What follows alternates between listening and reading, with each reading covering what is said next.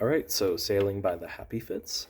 We are in standard tuning, no capo or anything, and we're in 4/4, so nothing to talk about there. The right hand here, your thumb is going to be hitting the E string, sometimes the A string, but it's playing the bass line. And then your index and middle fingers are going to be playing the D and the G strings. Now, the left hand, well, first, the intro sounds like this.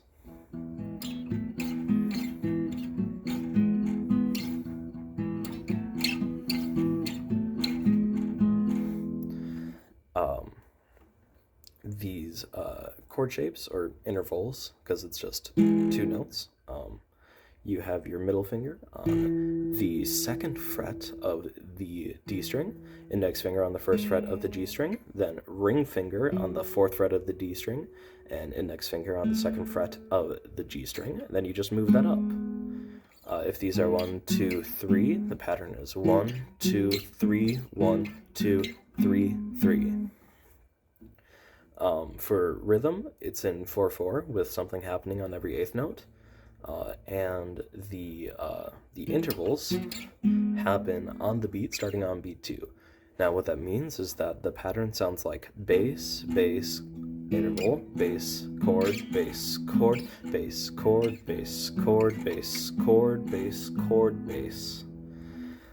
It's easy to get into the groove of. Just a couple things to note is the difference between the first walk-up and the second. It's just the two hits on the third interval, and then it ends with a bass hit on the and of 4, and then starts with two bass hits on one and. So just pay attention to that. You're going to be playing the bass note 3 times in a row. Just it's not a problem as long as you don't lose your place in the beat. Then after the vocals come in and you do 2 repetitions of that, you play the same thing, except your thumb is going to be hitting the open A string instead of the open E string. So it sounds like that.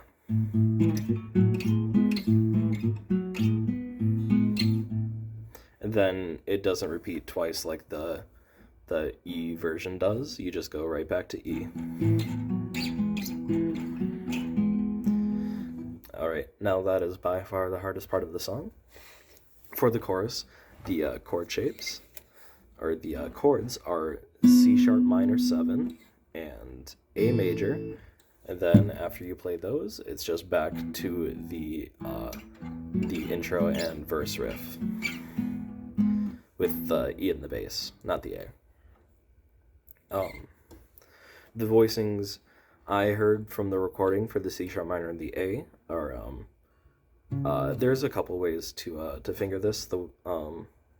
But no matter what, you're going to be pressing down the 9th fret of the E string, muting the 9th fret of the A, and hitting the 9th fret of everything else. So that sounds like. And then for the A major, you can use the open voicing for the A major. It doesn't really matter. But the one I heard was this shape, which is like the E major shape, the open E major, except moved up and barred on the 5th fret. And the strumming pattern here is just a down strum on beats 2 and 4. So that sounds like 1, 2, 3, 4, 1, 2, 3, 4, 1, 2, 3, 4, 1, 2, 3, 4, and it's just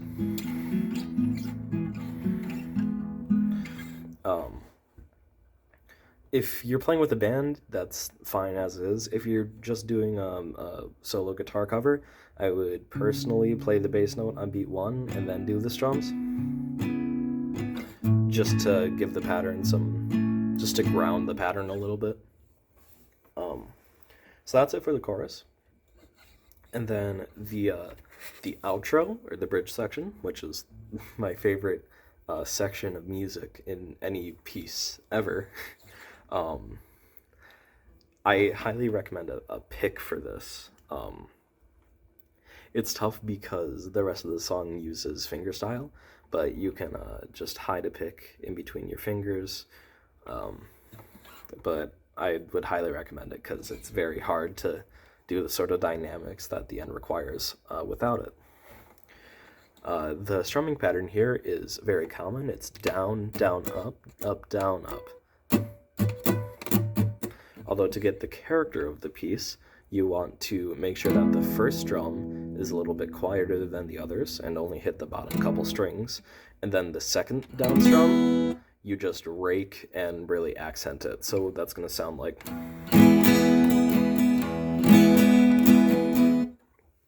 This first chord is an E major. You can, like the A major, use... Oh, that's E minor. You can use the open voicing for E major, but the one on the recording, as far as I could tell, is this, which is the open E string, and then 7, 6, 4, 0, 0. My guitar's a little bit out of tune, but it's fine. You play that for 4 bars, and then you play the same chords as the chorus. It's C sharp minor for 2 bars, A major for 2 bars, and then back to E major for 4. You play that, I believe, 3 times. When the vocals hit the oohs, then you know it's the final repetition. So, ooh, ooh, ooh.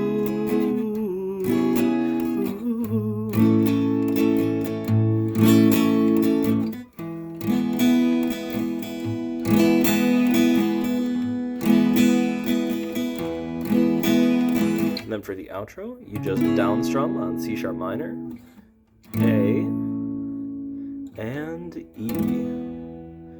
I would personally recommend just hitting the bottom 2 strings, but it doesn't really matter. But yeah, that's it.